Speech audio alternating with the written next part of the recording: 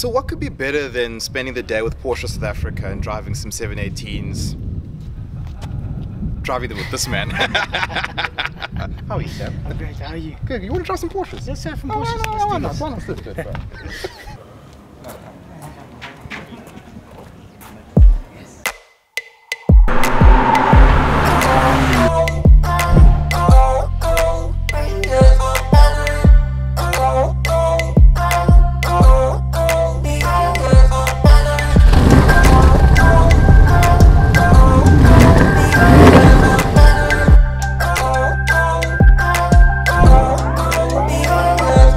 Today is a good day. It's always a good day when it involves a Porsche. And this is a controversial Porsche only because everybody loves a Cayman and a Boxster. It is a fact. And I know the Boxster, which is what I'm in right now, is a car that's been dogged over the years. They said it's a hairdresser's car. But Porsche has really done well to prove all of those people wrong, because dynamically there are few small cars that can perform like this.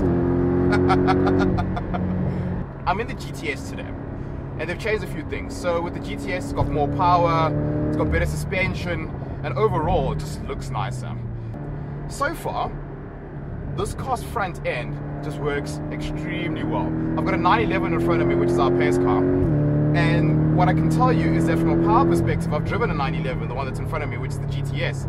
I'm not really wishing that I had more power. Now, this is actually the first time I drive a 718. For some odd reason, I just missed the boat with the first generation models of these. And I'm not going to lie to you, I do miss a 6-cylinder noise. I do miss it. I know a lot of people talk about it. But that being said, this noise is not bad. It's not a bad noise. It's a different noise, but it's not a bad noise. One thing I must say though, is the amount of poke that this car has. So I've got 269 kilowatts and 430 newton meters of torque. Obviously it being a GTS got more power. But that means actually is that I can do 0 to 100 in 4.1 seconds. And I can accelerate like this. This car is properly quick. It is properly quick. Yeah. The chassis, even though this is a convertible, and obviously, oh, did you hear that? That was wonderful. That was wonderful. So yeah, the chassis still feels great, even though Porsche have had to make some adjustments and extra strength in the chassis, different places compared to the Cayman. It definitely feels fantastic, not much difference. So I think for someone who's like buying their first Porsche, this is such a great entry-level model to get you sort of into the brand.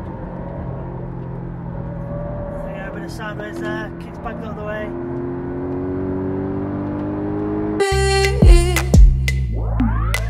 Driving by the shore, listening to a broken radio. That seems fantastic. So this car now puts out 269 kilowatts with the PDK. It hits 0 to 100 in just over 4 seconds, 4.1 seconds. The car's light, weighs about 1,400 kilos, and it's just from the first few corners. It's just such an enjoyable car to drive. The chassis is really, really nice.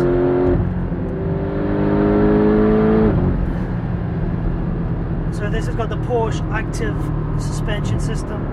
The car is 10 mils lower than a standard 718. And if you have the optional extra suspension package, it goes even further, 10 mils lower. The GTS pack, you get the black wheels, the sports chrono pack, the nice accents. They look beautiful. You got the darkened rear tail lights, which really add to sort of the look and feel of the car. So if you really love the 718 models and you just wanted something a little bit more sportier, a little bit more on point, then the GTS is definitely what you can look towards. It's obviously not as fast as something like a 911 GTS, but the driving enjoyment is beautiful. Great chassis, the noise is wonderful, and you can probably hear it behind my head. On the brakes, going into sunset now. It's got like a double kind of apex vibe here.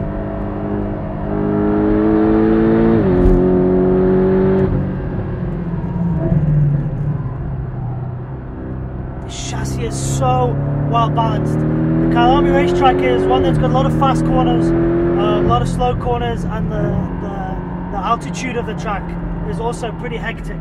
But the car just feels so balanced. When you put it into the corner, it just sits and it gives you the confidence to go in faster and power out.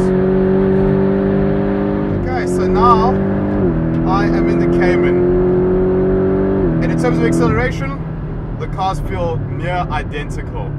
What I can tell you though, and I didn't want to be this guy, I didn't want to say, oh, you know, you can really feel just how rigid the car is compared to the Boxster, because that's what people say. But I'm not gonna lie to you, already, first few corners, I can really feel that the Cayman is more rigid than the Boxster. It's honestly amazing, you know, just how it's a slight difference, but it is there and you can feel it. I mean, on turn-in, the car just feels that much more, you know, just pliable. It just feels like you can actually do a little bit more with it, and it's about that rigidity. Like I say, acceleration feels the same, but the characteristics of the vehicle just feel slightly different. So here's the straight. Feel this acceleration. I'm gonna hit on the power, and it's instant. That's what you gotta love about turbocharging. And yes, we still miss the way the normally aspirated motor used to work, but you cannot replace just how on it a turbocharged motor is. You just can't replace that. It would have been amazing to be listening to a 6-cylinder right now, but there's no point in crying about it. It is what it is. The car's a 4-cylinder, and it's a very good 4-cylinder. The Boxster motor, it's just so different, and it's different to any other 4-cylinder as well that's out there because of its setup. To be honest with you, I do love drop tops. I love the fact that on a sunset you can just put the top down, but from a driving perspective, the Cayman's the winner.